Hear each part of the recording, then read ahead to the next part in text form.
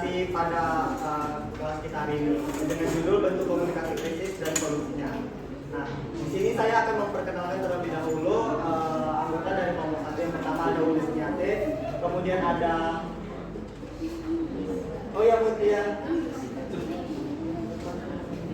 Mutia San Bella Syakila Hamda, ada Faiza Nabila Delviani, kemudian ada Zara dan Triandriani. Oke.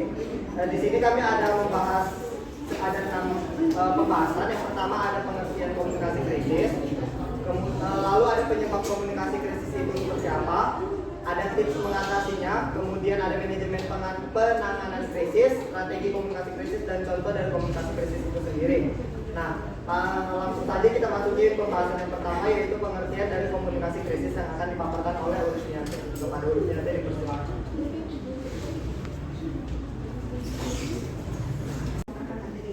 Tentang pengertian komunikasi krisis. Komunikasi krisis adalah proses mengirimkan informasi yang relevan, tepat waktu, dan jelas kepada kalian yang dipengaruhi oleh tujuan tersebut. Solusi dalam komunikasi krisis mencakup langkah-langkah yang diambil untuk mengatasi masalah yang muncul, memulihkan reputasi organisasi, dan meminimalkan kerugian. Sekian saya kembalikan kepada Bapak.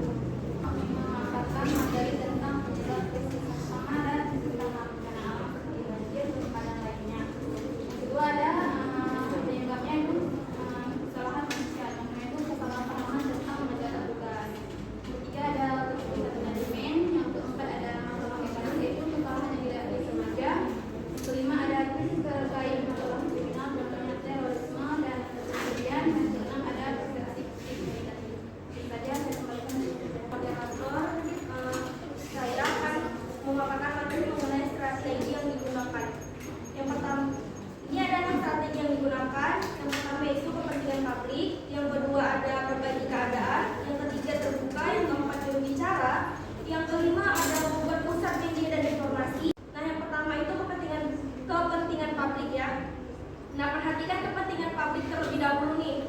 Terus khususnya kebutuhan mereka yang langsung terkait seperti kebutuhan korban kecelakaan dan keluarga mereka, kebutuhan para karyawan dan keluarga mereka. Hal ini berarti bagaimana menghadapi situasi yang darurat.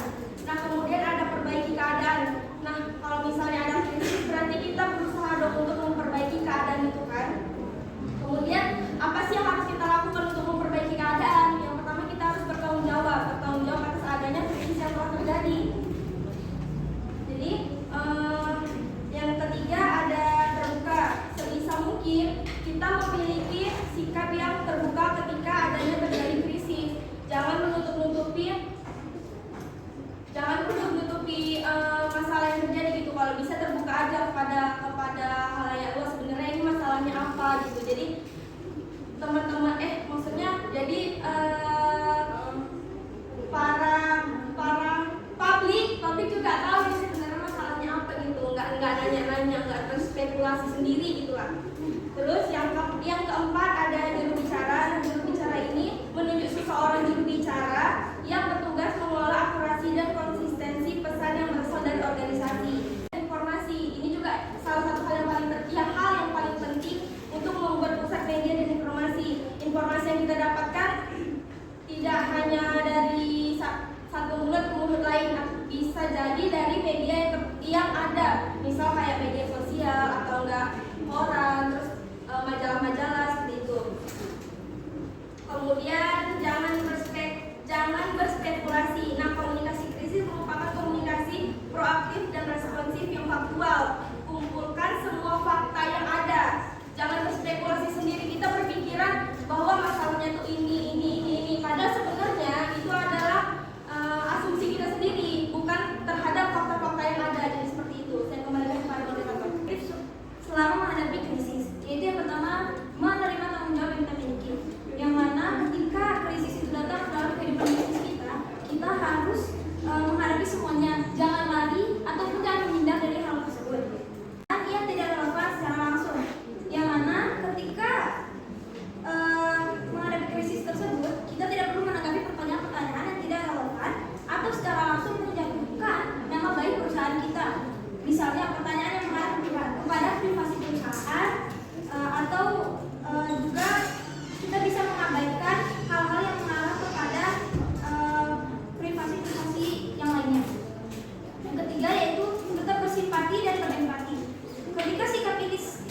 Kedua sikap ini itu sangat diperlukan dalam hal apapun. Tunjukkan sikap simpati dan empati kepada orang-orang yang sedang mengalami krisis, atau jika krisis tersebut terjadi pada perusahaan kita juga perlu bersikap simpati dan empati kepada pihak-pihak yang terlibat. Yang keempat, segera laporkan solusi yang kita miliki.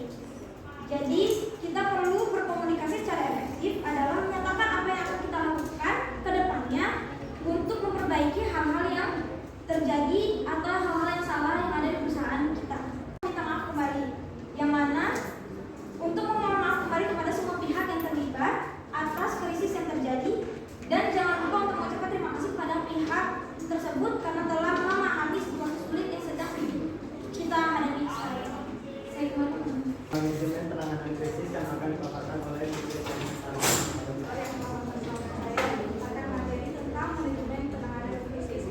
Nah, ada beberapa hal yang mendasari definisi manajemen krisis dalam kajian public relation, yaitu pertama, grapevine atau desa-desus atau isu merupakan komunikasi informal yang berasal atau bersumber dari hal-hal bagi organisasi.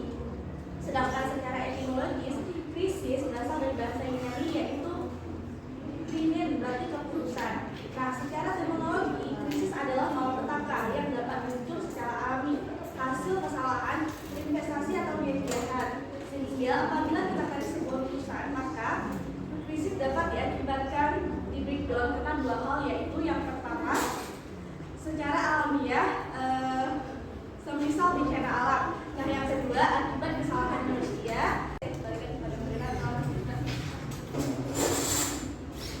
Terima kasih kepada moderator. Di sini saya akan memaparkan materi dari komunikasi krisis.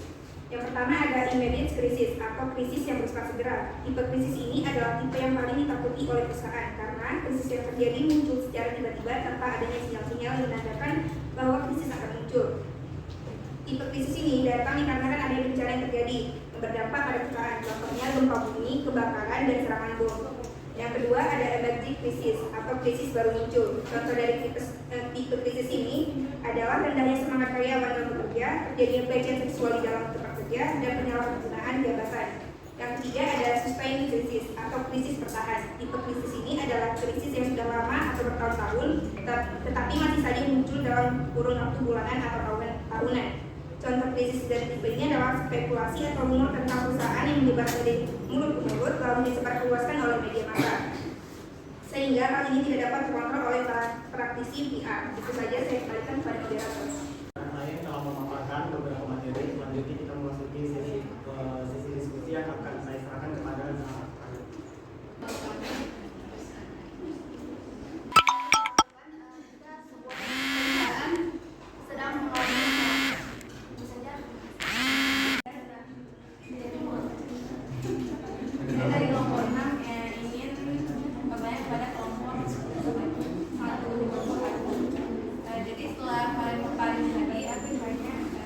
Bagaimana peran penggunaan media sosial dalam komunikasi krisis? Bagaimana peran penggunaan media sosial dalam komunikasi krisis? Ya, krisis dilakukan pada suatu perusahaan jika perusahaan tersebut mengalami masalah. Kedua dan istri, bagaimana peran penggunaan media sosial dalam komunikasi krisis?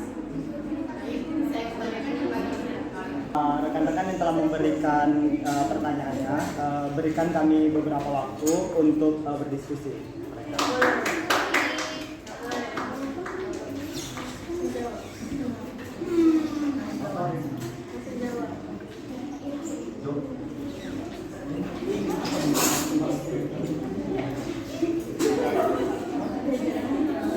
Pertama-tama, pengertian dari manajemen krisis itu sendiri adalah proses mempersiapkan dan mengelola situasi yang tidak terduga yang dapat mempengaruhi kepentingan perusahaan. Nah, kenapa perusahaan itu harus mengalami masalah krisis? Agar perusahaan itu dapat lebih siap dalam menghadapi krisis dan dapat mengurangi dampaknya sehingga bisnis itu tetap bekerja. Perusahaan bisnis itu tetap bekerja.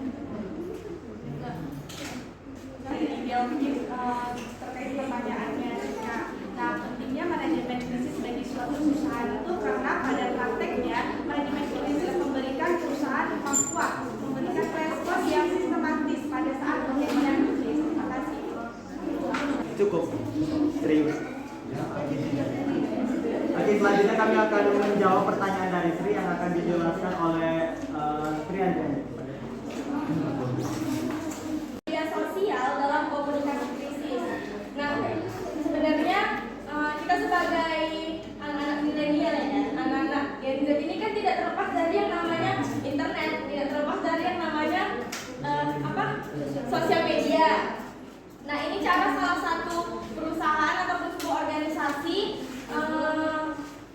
mereka adanya krisis untuk menyampaikan sebuah informasi agar halayak luas itu tahu, gitu kan? Kayak sebenarnya ini salah satu solusi nih yang mereka gunakan untuk menyampaikan informasi apa yang sebenarnya terjadi gitu.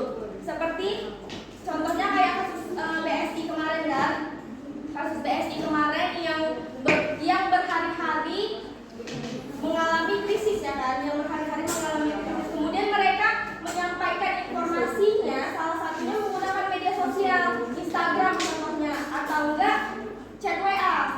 Ada apa enggak chat WA? Salah satunya, ya aku juga disuruh buat ganti password, ganti password dan ganti sandi supaya media lebih aman gitu kan. Nah, kalau di Instagram itu sendiri, BSI menyampaikan bahwasanya akan ada segera perbaikan. Mereka menyampaikan hal yang supaya kita tidak khawatir sebenarnya apa yang terjadi, supaya kita tidak bertanya-tanya ini kenapa sih BSI kok error terus. Ternyata ada virus apa kemarin, virus yang bukan virus corona, virus yang berdampak besar nih untuk BSI, sehingga BSI menyebabkan adanya terjadi error gitu. Baik, mungkin itu saja yang dapat saya sampaikan. Mungkin teman-teman ada yang menambahkan. Oke, bagaimana dengan jawabannya tadi? Oke, nah setelah sisi diskusi tadi selesai, kami mungkin mengharapkan teman-teman ada yang ingin menyampaikan sesuatu terkait apa yang telah kami sampaikan tadi. Gitu. Boleh, berdiri boleh. Iya, berdiri boleh. Jangan tambah-tambah. Baik, terima kasih sebelumnya. Saya di sini cuma sedikit kurang setuju dengan pendapat dengan penjelasan yang telah dijelaskan oleh Andriani tadi mengenai keterbukaan. Nah, menurut saya tidak semua perusahaan itu bisa menyampaikan kondisi krisis mereka yang sudah terjadi, karena misalkan seperti kasus BSI kemarin yang dijelaskan tadi, misalnya mereka betul-betul menjelaskan kepada masyarakat bahwa pada perusahaan kami ini sedang di-hack oleh orang lain. Nah, maka hal itu memunculkan opini bagi masyarakat bahwa berarti Bank BSI ini nggak bagus, Bank BSI ini keamanannya kurang, jadi menyebabkan pada Bank BSI ini yang sudah mempercayai BSI ini pada awalnya jadinya karena keterbukaan daripada pihak perusahaan membuat masyarakat tidak percaya itu. Jadi yang keterbukaan yang dimaksud itu Pak selalu jelas menjelaskan apa permasalahan mereka, tetapi mereka itu lebih mengalihkan isu kepada kasus-kasus yang lain seperti itu menurut saya.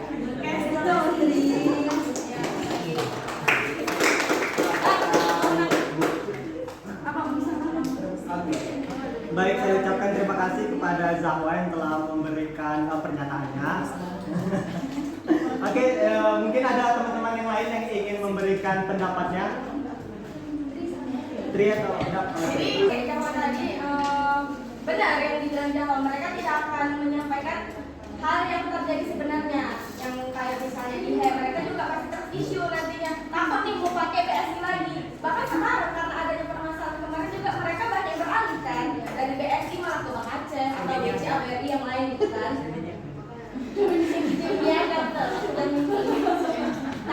Tapi perlu digarisbawahi ya Jawa dan teman-teman yang lainnya, perlu nih adanya keterbukaan atau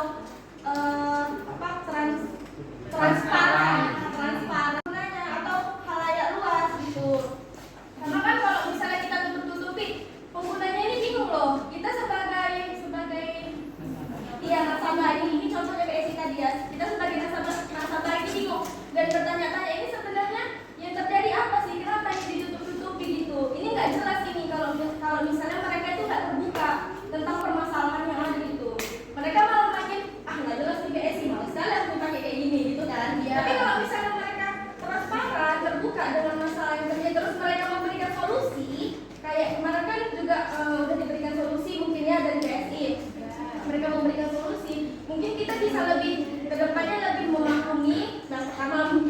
pertama, Messi itu lebih memaklumi dan percaya kembali terhadap krisis yang telah terjadi di bab PSI itu. Misal masalah mawar, ketika kalian semua tiba-tiba dari BSI error, tiba-tiba BSI bilang kena virus weh, maka akan jadi panik semuanya jadi. Nah itu yang dikhawatirkan oleh BSI, maka nanti tercipta lagi isu baru. Nah untuk penanganan isu yang pertama yang dilakukan BSI adalah untuk menenangkan, nggak apa-apa nanti kami handle. Katanya BSI langsung mengeluarkan postingan sebentar lagi akan segera diurus secepatnya menggunakan nasabah harap tenang. Itu salah satunya. Jadi kalau misalnya diharapkan kenapa nggak langsung terbuka gitu, kalau kena virus bilang kena virus, kalau misalnya bangkrut dan kena bangkrut gitu. Karena BSI sendiri sistem pemerintah perusahaan itu nggak mau seperti itu. Karena keterbukaan yang dimaksud dalam sini bukan 100% terbuka Jawa. Bukan semuanya yang ada masalah kasih tahu semuanya, enggak gitu. 100% transparan ini ada ketika ada penanganan solusinya. Itu yang terbuka. Tapi masalahnya diselesaikan dulu di dalam. Ketika udah dapat solusi baru itu. Sebelum mereka menemukan solusi, mereka nggak akan terbuka. Karena apa? Takut muncul isu baru. Nah itu juga tadi sudah disebutkan oleh BSI 3 isu tadi. Nah itu juga salah satu dari isu emergensi. Mereka tahu akan ada kemungkinan virus yang menyerang, tapi kapan menyerang tersebut nggak tahu. Dari BSI udah ada tim IT-nya. Setiap saat, setiap menit, setiap jam, setiap hari perubahan siklus sistemnya itu berubah selalu. Ini untuk sistem bank, saya bahas sistem bank secara keseluruhan.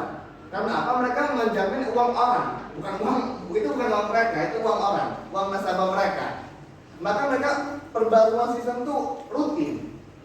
Nah itulah salah satu manajemen isu, manajemen krisisnya. Nah ketika tiba-tiba ada malware tadi yang menyerang, mereka kaget juga. Gitu. Makanya mereka nggak bisa 100% transparan gitu. Jika dicontohkan dengan contoh lain, misalnya masalah pemerintahan, ada korupsi, KPK nggak blak langsung bilang ini korupsi, enggak. Mama saya adalah salah satu orang ini, contohnya dia kepribadi ya. Beliau adalah kepala farmasi yang menangani semua sistem rumah sakit. Ketika ada isu korupsi, KPK langsung ke rumah sakitnya, nggak langsung membeberkan. Loh, berarti nggak transparan dong, itu kan uang kami. Bukan seperti itu, karena KPK ingin tahu nih, ini benar apa enggak isunya. Ini krisis benar apa enggak gitu. Setelah diselidiki, setelah dicari tahu, maka ditemukanlah faktanya, habis itu transparansikan gitu. Jadi ada beberapa tahapan untuk menjadi transparan. Bukan tebak-tebakan, transparan. Sekian dari saya, terima kasih.